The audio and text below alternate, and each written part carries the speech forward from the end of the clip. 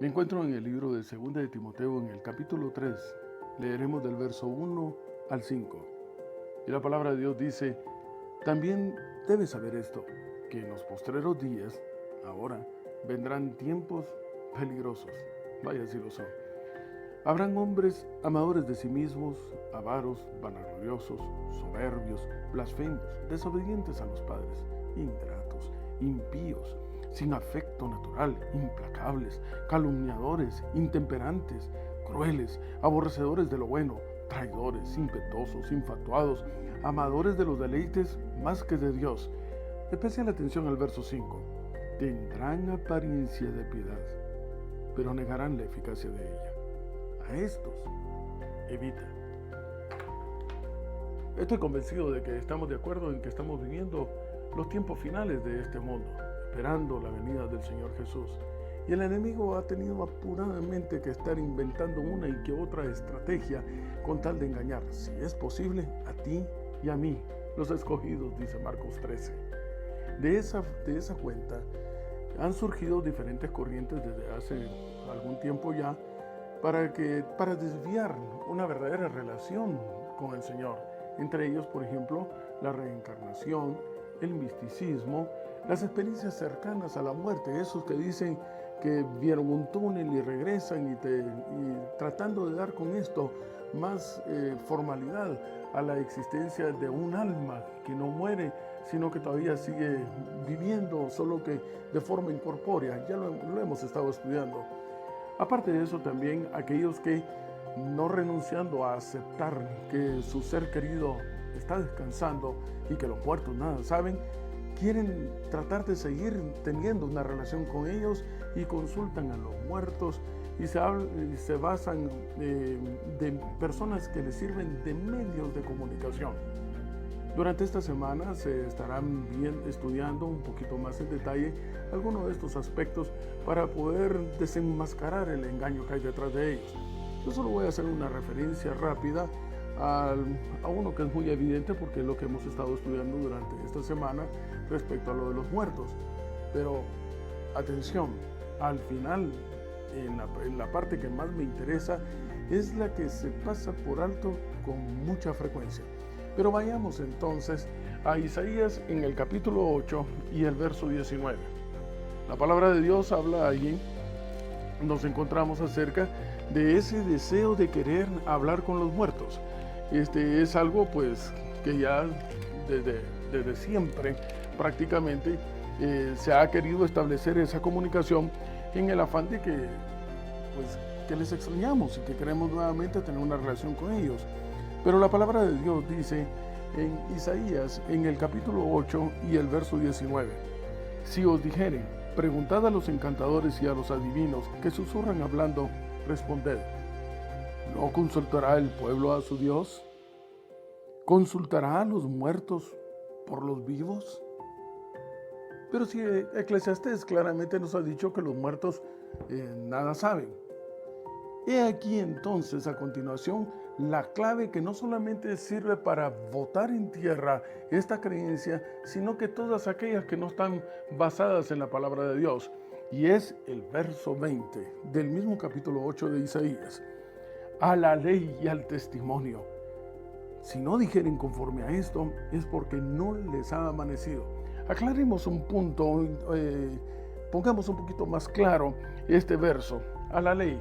La ley, lo hemos estudiado también ya en semanas anteriores, no es nada menos que un reflejo de su manera de ser y cómo es Él. Así son sus órdenes, así son sus reglas, la manera de ser del Señor. Esa que porque Él es eterno, cuando la estableció para siempre. Es nada menos como un reflejo de su espíritu, su manera de ser, esa con que fue hecho Adán y Eva, creados a la imagen y semejanza de Dios. Ese espíritu que es el único que cabe perfectamente en tu corazón y en el mío. Y al testimonio, cuando el Espíritu del Señor está inundando nuestro ser, entonces tenemos frutos de ese Espíritu: gozo, paz, benignidad, bondad, mansedumbre, etc. Damos testimonio, decimos con nuestra vida, con nuestros actos, quién es Él y quién vive aquí dentro de nosotros.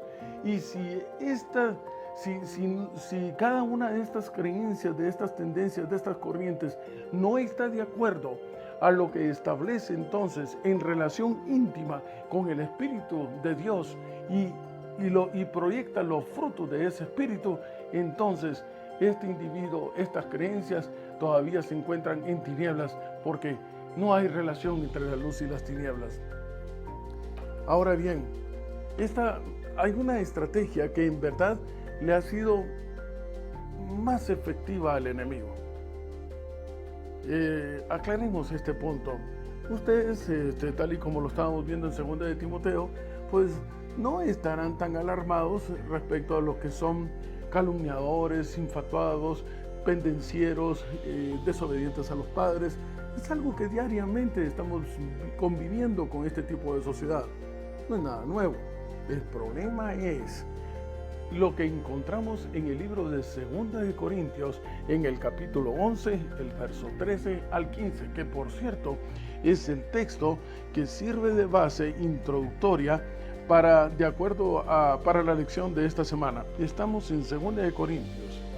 Si me acompaña, por favor, estoy en 2 de Corintios, en el capítulo 11, verso 13 al 15. ¡Qué fuerte texto! Atención, por favor, en el nombre de Dios. La palabra de Dios dice: porque estos son falsos apóstoles, obreros fraudulentos que se disfrazan como apóstoles de Cristo. No es maravilla, porque el mismo Satanás se disfraza como ángel de luz. Así que no es extraño si también sus ministros se disfrazan como ministros de justicia, cuyo fin será conforme a sus propias obras. ¡Qué terrible! Ahora podemos ir más o menos uniendo entonces el texto que leíamos al principio en 2 de Timoteo. Tienen apariencia de piedad, pero niegan con su testimonio la eficacia de ella. Y a estos evita. No dice a estos confronta.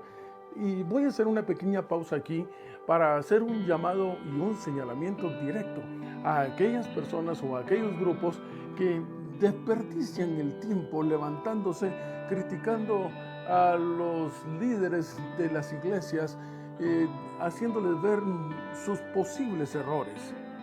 Apreciados amigos y hermanos, la Biblia no me muestra a un Jesús desperdiciando el tiempo en señalar errores de otras personas. No es encontrando lo malo como descubrimos lo bueno, sino que el Señor tenía tan poco tiempo para poder hacer lo que su misión correspondía, que cada minuto de su vida lo invirtió única y exclusivamente en declarar: el reino de Dios se ha acercado, siendo Él el reino de Dios, en difundir la verdad. Y esa es tu misión y esa es la mía cuando nos encontramos con Jesús. Ahora bien, el mejor ejemplo que podríamos encontrar acerca de que esta estrategia le ha funcionado bastante bien al enemigo es que no solamente la utilizó con Adán y con Eva, la utilizó con el mismísimo Jesús. ¿Recuerdan ustedes? Se le presenta como ángel de luz. Por supuesto, qué absurdo hubiese sido de parte del diablo si se le presenta a Jesús pues en la figura como ustedes quieran imaginárselo, que con colas, que con cuernos, que en una cosa muy horrible, o de diferentes otras maneras, o con las diferentes ideologías politeístas que existían de la época, en la figura de Baal o en la figura de cualquiera de esos dioses, de los dioses egipcios. Por supuesto que Jesús de inmediato les hubiese rechazado. No, Él tenía que atacar dentro del mismo ambiente que le era muy familiar a Jesús, un ambiente celestial, y se le presenta entonces como un ángel de luz, se ve como ángel de luz, se escucha como un ángel de luz, parece que es el mismo ambiente en el cual yo estoy acostumbrado allá en el cielo. Con razón el Señor tuvo que negar lo que sus ojos estaban mirando, tuvo que negar lo que sus oídos estaban escuchando, incluso ni siquiera tocarlo, y se basó y se fue estrictamente a un escrito está. Si no fuese conforme esto, es porque no les ha amanecido, es porque está en oscuridad. ¿Saben ustedes? La autora favorita de la Iglesia Adventista del Séptimo Día, Elena G. White, escribe un libro titulado Mente, Carácter y Personalidad. Y en la página 353, en el tomo 2, encontramos el siguiente texto. Lo tengo aquí anotado. Satanás ejerció su poder hipnótico está poniendo atención, su poder hipnótico sobre Adán y Eva, y se esforzó por ejercer ese poder sobre Cristo. Pero después que fueron citadas las palabras de las Escrituras, ese escrito está, Satanás supo que no tendría oportunidad de triunfar. Y ese mismo poder hipnótico es el que todavía al enemigo le está dando resultado. Un poder hipnótico a través de aquellos falsos profetas en los cuales, negando nosotros el deseo de estudiar por nuestra propia cuenta, nos dejamos quizás en algunos momentos, nos dejamos guiar por lo que consideramos que es el testimonio de estas personas que eventualmente pueden estar erradas. Eso quiere decir, en otras palabras, que escuchemos, pero vayamos al estilo de los valdenses a comparar con la palabra de Dios y a cotejar si lo que hemos escuchado está bien. No importa desde qué escenario esto se esté llevando a cabo. El escrito está, es lo más seguro y es lo afianzado, porque ni una jota ni una tilde pasará, dice el Señor. Su ley y su verdad es para siempre, porque fue dada por Él, que es eterno. Enorme responsabilidad hay en aquellos hombros de aquellos que han aceptado ejercer un ministerio. Cuán íntima debe ser su relación con Jesús para poder guiar a una grey por el camino correcto, aunque el camino sea angosto, aunque sea escabroso, pero es el que va dirigido hacia la patria celestial. Dice también nuestra escritora favorita en otro libro que escribió, El conflicto de los siglos, en la página 636. El ministro que sacrificó la verdad para ganar el favor de los hombres discierne ahora el carácter e influencia de sus enseñanzas. Estamos hablando dentro de un contexto ya cuando es eminente la venida de Jesús. Es aparente que un ojo omnisciente le seguía cuando estaba en el púlpito, cuando andaba por las calles, cuando se mezclaba con los hombres en las diferentes escenas de la vida. Cada emoción del alma, cada línea escrita, cada palabra pronunciada, cada acción encaminada a hacer descansar a los hombres en una falsa seguridad fue una siembra. Y ahora, en las almas miserables y perdidas que le rodean, Él contempla esa cosecha. Qué terrible mensaje que inevitablemente desembocará en la actitud consecuente de aquellos que han pretendido tener una imagen para satisfacer la aprobación de este mundo antes que satisfacer la aprobación del Señor. Un espíritu que está llenando el corazón, pero que es como un ángel de luz, no de acuerdo a la ley y al testimonio. ¿Me está entendiendo lo que quiero decir? Regrese ahora a 2 de Timoteo. No te preocupes, tú que eres miembro del pueblo de Dios, has sido llamado a ser miembro del pueblo de Dios. No te preocupes de los infatuados y que son malos hacia los padres, etc. Los asesinos, que ya lo sabemos, están allá afuera, son ampliamente reconocidos. No. Estamos hablando de aquellos que, teniendo apariencia de piedad, con su testimonio, porque no hay gozo, paz, benignidad, bondad, mansedumbre, etc., el fruto del Espíritu Santo, niegan la eficacia de ellos. A estos, ¿qué cosa? Lo confronta, decíamos, a estos evita. Usted dirá, bueno, qué salvados estamos, porque el hermano Carlos está hablando únicamente acerca de aquellos que son los ministros, que son los pastores. Momento, atención. La etimología del vocablo ministro viene de ministrar, mini de pequeño, y el pequeño, el más pequeño para servir. Y la palabra de Dios dice en 1 de Pedro, capítulo 2, verso 9, ¿quiénes son realmente los ministros? Este texto es muy importante. Por favor, acompáñenme y búsquelo. Seguramente para muchos de ustedes es muy conocido. La palabra de Dios dice en 1 de Pedro, en el capítulo 2 y el verso 9, mas vosotros, ¿quiénes? Pues ustedes y yo, los que hemos sido llamados. Todos hemos sido llamados, pero los que hemos aceptado. Vosotros sois linaje escogido. ¿Real qué cosa? Sacerdocio. La palabra sacerdocio viene de sacerdos, que significa ejercer una actividad sagrada. Sigamos adelante. Real sacerdocio, nación santa. Ya no vivimos nosotros, vive el santo en nuestro lugar. Pueblo adquirido por Dios, con una única misión: anunciar las virtudes de aquel que os llamó de las tinieblas hacia su luz admirable. Y tú y yo, en el momento en que establecemos una relación íntima con el Señor, en el momento que comenzamos a conocer y cómo es Él y las maravillas de Él, tomamos entonces la misma actitud, la que toma todo hijo de Dios, la que tomó Pedro, la que tomó Pablo, la que tomaron los apóstoles, que fueron llenos del poder del Espíritu Santo, sin necesidad de tener que ir, pues no es tu caso, no es el mío, tal vez a estudiar teología y sacar una licenciatura en esta área, pero sí, apreciado amigo, lo que hemos visto, lo que hemos oído, lo que hemos tocado respecto al verbo, eso es lo que anunciamos.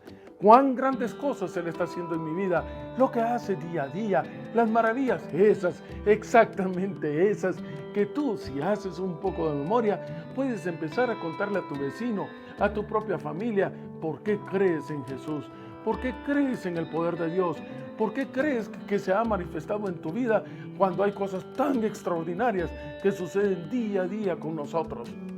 De ese testimonio hablamos y estás enseñando y te vuelves entonces un conducto de salvación para otros y nos convertimos entonces también en sacerdotes, ministradores, desde el más pequeño para servir, porque así lo hizo el Señor cuando lavó los pies de los apóstoles para darnos a nosotros enseñanza que el más pequeño llegará a ser el más grande. No es ocupando los lugares de beneficio y de gran remuneración o de gran resonancia en este mundo que nos ubicamos un lugar en el cielo, sino dejándonos usar por el Señor. Así que la responsabilidad no solamente es de aquellos que van al frente de una dirección organizacional y están en un templo, no. Busca, visita, llama, no llegó, preocúpate. ¿Qué sucedió con el hermano que ya no está? Ve, visita al pastor también, tiene sus necesidades, sus apuros. Vamos, compartamos y seamos hermanos unos con otros, ayudándonos en el nombre del Señor. En oración y en oración profunda. Porque únicamente de esta manera, regresar a casa será posible gracias a que tengamos una experiencia personal con Jesús. Jesús no es colectivo. No es porque escuches a un extraordinario orador detrás de un púlpito que el espíritu que pueda estar dentro de él será el mismo que esté dentro de ti. Mi Jesús es personal. Cuando pensó en morir en el Calvario, no pensó en forma colectiva. Te vio a ti. Me vio a mí. Se inspiró en mí. Pensó detenidamente en cada una de mis necesidades. Y tiene tantísimas manos como su poder le es posible tener, pero yo sé que una de ellas está posada sobre mi hombro en medio de la necesidad. Y así como hoy está a mi lado, quiere estar a tu lado también en forma personal, no a través de otra persona. No, Él es directo. Llega a tu corazón, toca la puerta, déjale entrar para luego dejarte usar. Que esa sea tu experiencia durante esta semana, abiertos bien los ojos, no confiando en el ser humano, sino que únicamente en nuestra relación íntima con el Salvador. Pon tus ojos en Cristo, tan lleno de gracia y amor. Y hacia casa vamos. Sí, es la única forma en que nos podremos encontrar allá.